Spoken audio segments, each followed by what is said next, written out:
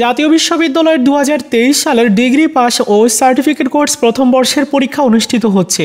আজকেও পরীক্ষা ছিল, কার কেমন পরীক্ষা হয়েছে অবশ্যই আপনারা কমেন্টস করে জানাবেন।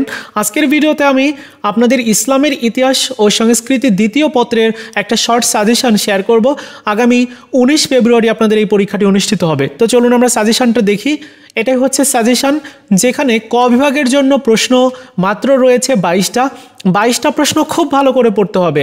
একটা প্রশ্ন আপনারা বাদ দিবেন না, কারণ প্রত্যেকটা প্রশ্নই পরীক্ষাতে 100% কমন আসার জন্য সম্ভাবনা রয়েছে। তো এবার আমরা খ বিভাগের প্রশ্ন যদি দেখি, তাহলে খ বিভাগের প্রথম অধ্যায় থেকে প্রশ্ন রয়েছে 8টা প্রশ্ন, আর দ্বিতীয় অধ্যায় থেকে প্রশ্ন রয়েছে 3টা প্রশ্ন। মোটামুটি এই 11টা প্রশ্ন আপনারা খ বিভাগের জন্য ভালো করে পড়বেন।